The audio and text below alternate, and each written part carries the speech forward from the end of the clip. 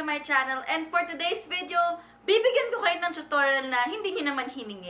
Alam ko naman may mga taong gusto pang humabol sa season of love. So, this is the perfect tutorial for you. Overdue na yan. Nung Pasko pa yata yung paghahanap na yan. Ito ay ang WALWAL proof makeup tutorial. Garantisadong hindi ka mahuhulas dito kahit magwalwal ka pa buong gabi. So, if you wanna know how to get the WALWAL proof makeup tutorial, please keep on watching. And don't forget to subscribe to my channel para naman updated kayo sa aking latest videos.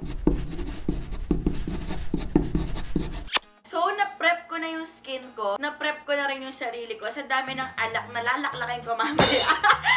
And I'm also wearing hoops because, you know, the bigger the hoops, the bigger the heart. Gagamit tayo ng pangmalakasang primer. This is the Can Make Skin Primer, Pore Cover, and Mattifier. Tatakpan niya lahat ng mga butas, ng mga chismis sa mukha mo. Kaya rin siguro nito itong pagtakpan lahat ng mga desisyon mong mali sa gabi na yon. Charot! So, ang next naman natin ay gagamit tayo ng isang pangmalakasan na liquid foundation. Dahil magpo-full pack talaga tayo. So, ang gagamitin ko ay itong NYX Total Control Drop Foundation. Ipapatak mo lang siya. And lightweight kasi ito sa skin. So, ang trick natin for a WALWAL proof makeup is kapag kunyari hindi naman kailangan, wag na natin ilagay. Say, after nito, parang hindi ko na kailangan mag-concealer. So, hindi ako maglalagay ng concealer because less na products to go on your face, mas better. Isa rin to sa most important step. Set your face. Hindi ko na alam kung ilang beses ko pang uulit-ulitin na kailangan natin nagsiset tayo ng mukha. Again, napakainit sa Pilipinas, hindi lang dahil iinom ka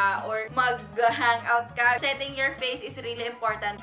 Set your face with loose powder. And then next, gagamit tayo, isa to sa aking mga favorite steps. I always put a powder foundation on top. Yun yung parang magiging flawless finish ka. I'm using the newest product of Colorit, the Colorit Flexi Foundation. Two-way siya. So, kapag hindi kayo maliquid, ito yung gamitin nyo, babasain nyo lang, and mas full yung coverage niya.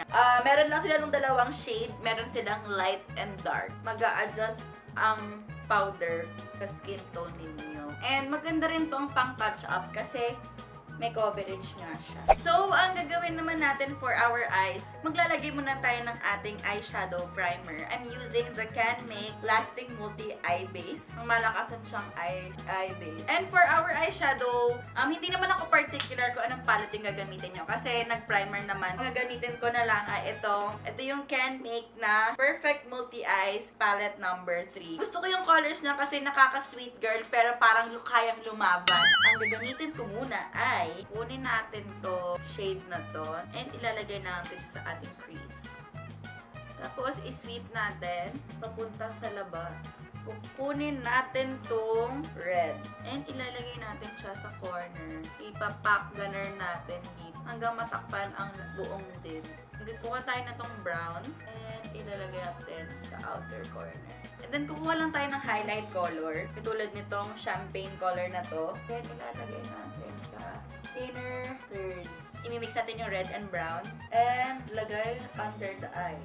So, that's it for the eyes. Gamit ako na angled na pencil brush. I-follow nyo lang yung normal nyo. Huwag na kayo masyadong pumlakado ng kilay. Doon lang tayo sa natural brows. So, gagamit ako nitong Maybelline na Brow Precise Fiber Volumizer. At ilalagay natin sa ating kilay. Para pang mas malakasan ang ating look, gagamit ako ng lashes from Divisoria. Maganda tong lashes na to kasi mura lang siya. Tapos, ang ganda pa ng mga hibla niya. Hindi siya katulad ng mga Taiwan. 100 pesos lang siya, 3 na. Light lang yung lashes na gagamitin natin kasi parang gusto mong umaura pero hindi mo masyadong pinagandaan. Ganon yung ating peg for today. Sweet lang, mga ate ko. So, habang pinapatuyo siya, ipa-bronze muna natin ng very light ang ating face. So, gagamit tayo nitong WALWAL powder from Pop. Okay din yung nagpo-bronze para kung medyo nag-wear off na yung contour mo, may bronzing powder ka ba at the bottom. Parang papunta na sa Havana una na sa pagka-bronze, diba? Gamit tayo ng ating contour duo from EB para mapaliit natin ang mga dapat. At siyempre, hindi natin makakalimutan ang ating jilonga. Alam mo niyo naman, lalayan lang natin ng very, very light ang eyes.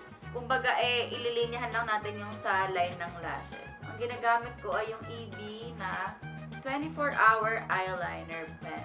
As usual, I'm using a tint kasi ito talaga yung aking shoulder to lean on, shoulder to cry on, ang ating pangmalakasang colorette color tint. Gamit tayo ng dyan. Kung nagtataka kayo kung paano kung hindi mabubura yung ating mga powder, ang solusyon lang dyan, very light nyo lang i-blend. Huwag nyong i-scrape ng ganun. As in pat. Tapos, i-achieve natin yung drunk blush para pagpasok mo pa lang, drunk ka na, girl. Ganon. Pero sa lahat ng drunk, ikaw ang pinaka-fresh. Yan na. Tapos next, gagamit tayo ng ating liquid highlighter from NYX. This is the NYX Away We Glow.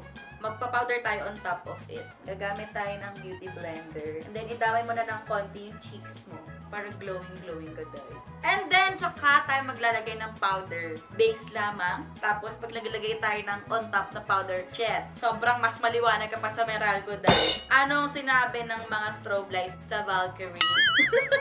Wala dahil.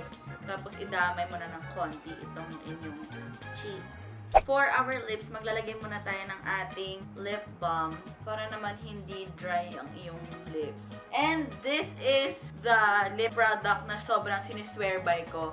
Kahit ilang bote, ilang shots, hindi talaga ito papalyahin. So, this is the Colorette Color Tint in Coco. So, tint siya, pero sobrang pigmented and sobrang light niya. Grabe. To set everything in place to make it more WALWAL proof, I am gonna use FX Plus. Pero kung meron na kayong trusted nyo na setting spray, go get it, girl. Para mas masaya ang iyong gabi. So, this is it, guys, for my WALWAL proof makeup tutorial. Tried and tested na to, guys. Tried and tested na to, guys. So, this is 5 hours in. Time check. 12:05. Ayan. Ito na ang current situation ng ating face. May kilay pa rin. Makagaling lang namin sa bank bar. Pero lumabas ulit din kami. Papunta kami sa Valkyrie. Time check! 1:30!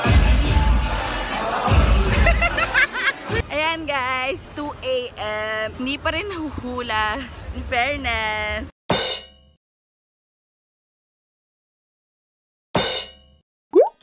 This look is dedicated to anyone na gusto lang magwalwal, gusto lang pumarty. And I hope you guys enjoyed it. And if you like this video, don't forget to give it a big thumbs up. And also, kung na-try nyo to, routine na to, at pumarty kayo, at hindi naman nga kayo nahulas, i-post nyo sa Instagram. And follow me at HelenOnFleek at itag nyo ako doon. Gusto kong makita kung ano yung look na in-achieve nyo. So yan, thank you guys so much for watching. And don't forget to subscribe to my channel for more videos like this.